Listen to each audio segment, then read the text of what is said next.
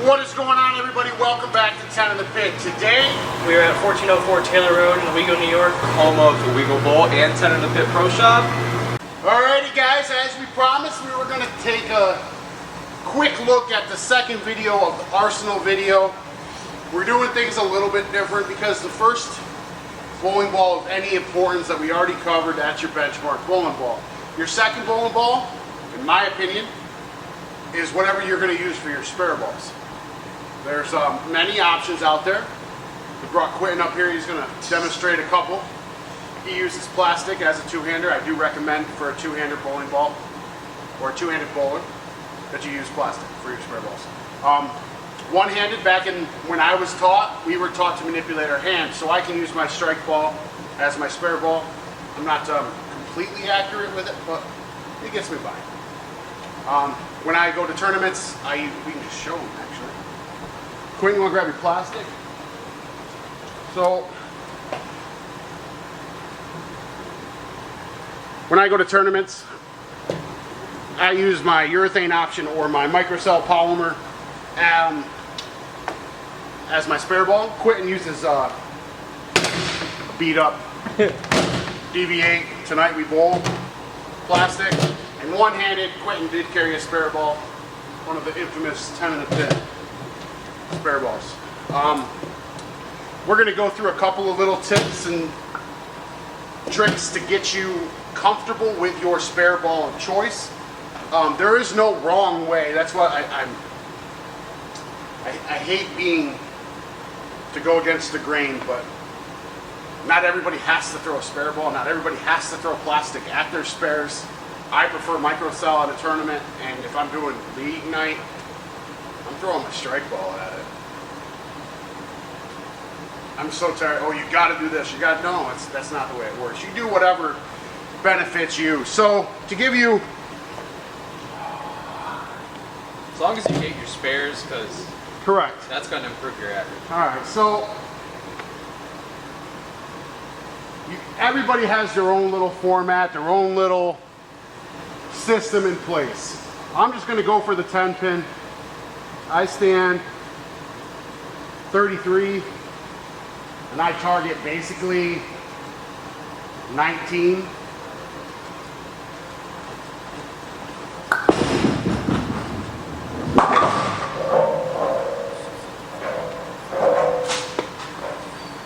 Now I'm going to do the same thing with my strike ball just to show you when you can manipulate your hand placement. And wait for my Jopo.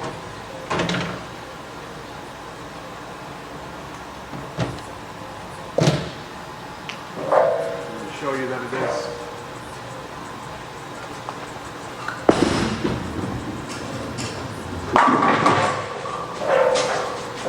Get the 10 pin back. And I will try to. I haven't done this in a minute. I'm bowling on sport batteries, so I've been using the 10 pin. I mean, the first one out of the gate, I'm missing. But there is no right or wrong way, in my opinion. I don't care what anybody tells you. Oh, you got to throw plastic. All the pros do. No, they don't. I think the last time I saw EJ on TV, he used microcell as well.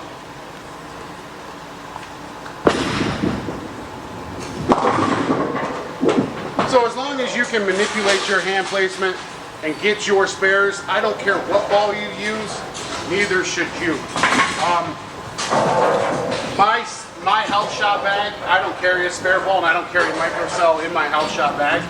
I just carry 3 balls I want to use, and whatever I'm throwing is what I use to get my spare balls. Now, a two-hander is totally different. I'm going to let Quentin show you some two-handed options. Yeah, take another practice.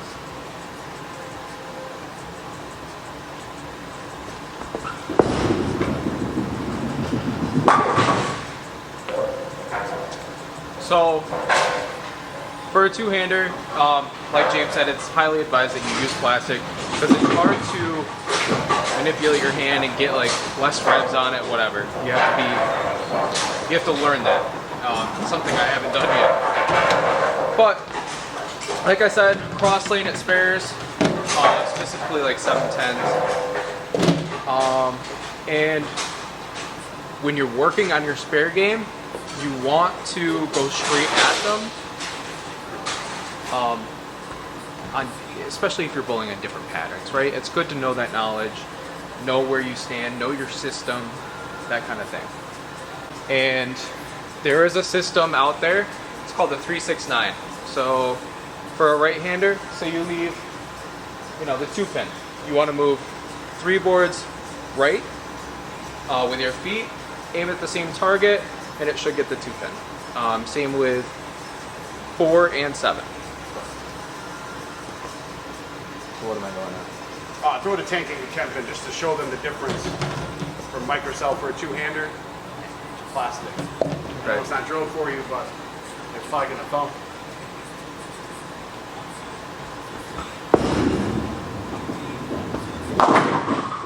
Yeah, it looks a little bit. That's what I was wanted to show. Okay. So for a 1-hander who can manipulate their hand placement, microcell works. For a 2-hander, I don't recommend microcell.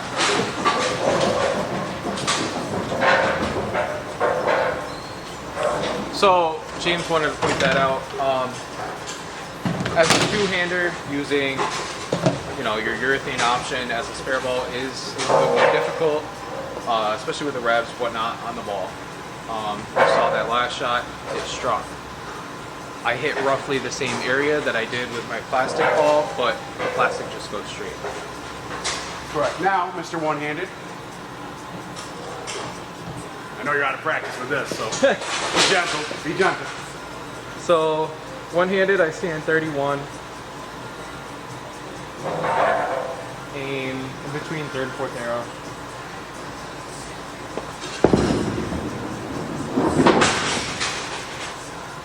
You're out of practice. It was close. Yeah.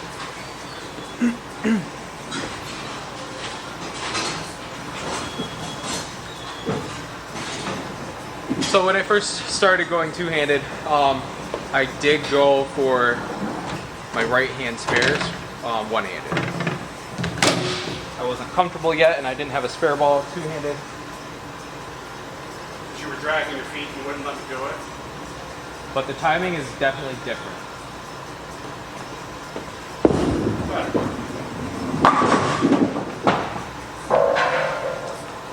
So yeah, I still use plastic either way. And I do deaden my hand, so like you'll see in my backswing, it's like this. That creates less revolution on the ball. Making the ball go straighter, flatter, whatever you want. So like I was saying, there's no wrong way to get a spare, there's no right way to get a spare. As long as you are comfortable doing what you are doing. So another tip, if you increase your speed, your ball is going to go straighter. It's just simple Correct. physics, really. So I'm going to go to 33 with my strike ball and go to the 10-pin because that's what we leave at a house shot normally as a right-hander.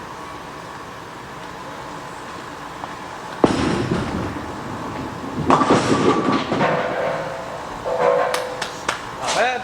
Like I said, there's no right way, no wrong way, but if you don't carry a spare ball, you just opened up a spot in your bag for your arsenal. That's why I do it. Tournament-wise, I definitely still don't throw a spare ball.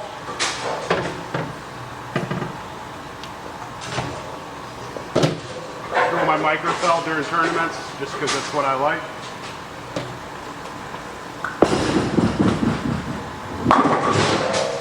And if you throw straight at your spares, you have a higher percentile to convert them. Not all the time, but most of the time. So why did we jump from benchmark ball to your spare ball? Because your spare ball should be your second most comfortable ball in your bag, in my opinion. Even though I use all my strike balls or my microcell.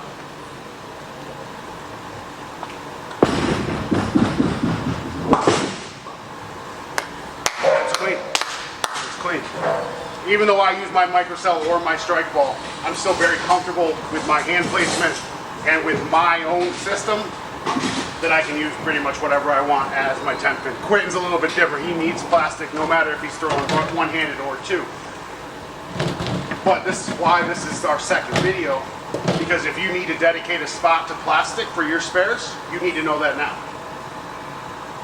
I mean, You need to know how to increase your average, and if that's with a spare ball, with plastic, with whatever, as long as you get your spares, you're going to increase your average, and you want to be the best you can. correct. And as you're increasing your average, that's one of the biggest questions we're always asked is how do you increase your average? How do you, well, the second next question is how do you increase your revs? Which there's so many things you can do before you get to the foul line that will make you a better bowler with or without revs. That's why we don't do very many rev videos. If everybody could throw the ball like EJ Tackett, we would. Yeah. You know what I mean? But you have what you have. You either are going to utilize what you have, and you're not going to try to destroy your game watching YouTube videos. I don't even know how to. Yeah. But anyway, so your spare ball is very important. It is your second most comfortable ball in your bag. And you throw straight at your spares, even if you are using a strike ball. I'll show you.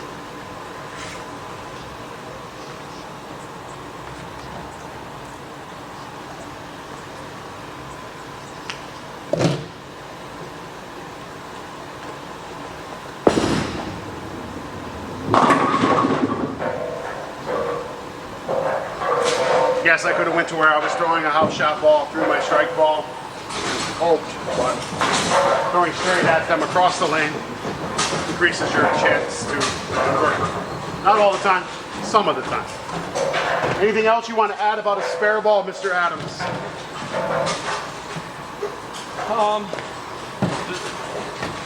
Like we've said the whole video, it's one of the most important pieces in your bag.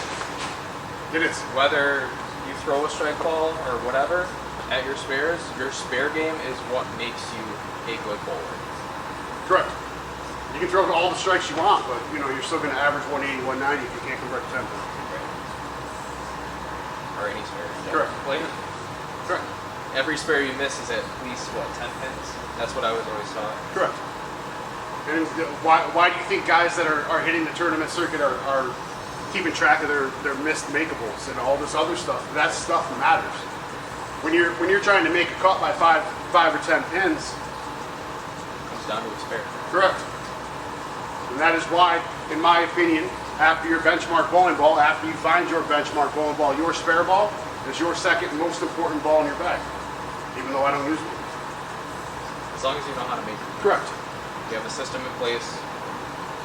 But I want to get that out there for you guys. That is where, so if you're just started and you're trying to build your first arsenal, you've already got your benchmark figured out. Now you're going right to your spare ball. Right there's your first two balls of your arsenal. And you can log those to league right now. Strike ball, spare ball. Benchmark, spare ball. And you can be successful even though you only have two bowling balls. Right. But that is why we did the second step of building an arsenal as your spare ball. This is your spare toolkit, whatever you're going to do. Unfortunately, it is very hard for us to tell you what to do, how to do it. There's the rule of 3-6-9, which Quentin did cover really quick. But, I mean, I've been bowling for, I'm not going to do that. I've been bowling for a long time, and I don't even use 3-6-9. So, not for everything. Once you gain enough experience, you're going to know, all right, on this shot, I can get 7 pin from here. Correct. Generally, with the 7s and 10s, it's the same area. Correct. No matter what. And even though you get a good system down, it doesn't change. Even though you're changing on sport pattern, house pattern, Right. It's still the same. As long as you're using your modified system and your modified release to get to your spares, it doesn't change much. Going straight. Correct. But why I use my microcell during tournaments is because there's normally shorter or longer patterns, and shorter patterns, the ball likes to hook, so I'm not going to take as much chance as me missing my spares. I'm still going to throw microcell, I'm not going to throw plastic, but that's because I don't think plastic is as beneficial as a spare ball, unless you're two-handed. They are the only person I recommend plastic for is two-handed. As a one-hander, you get better kickability with urethane, you get better kickability with microcell, you have higher percentile of converting splits with urethane. Never mind. Okay. So, I'm not a fan of plastic as a spare ball. Unless you're two-handed. But, that's me. I don't agree with everybody. So. Correct. Right. Look, I don't agree with that, but Right. I understand the logic behind it. But Correct. Urethane's a little bit softer. It's going to bounce the pins a little bit more. You're going to get more kickability. So there's a theory for everything. Trust me. We're just diving into a little bit of it just to get you guys ready for this next winter league, to get you guys all souped up. So we got your benchmark figured out. You're looking for a low diff symmetrical or a low diff small ASIM, whatever you want to throw as your benchmark.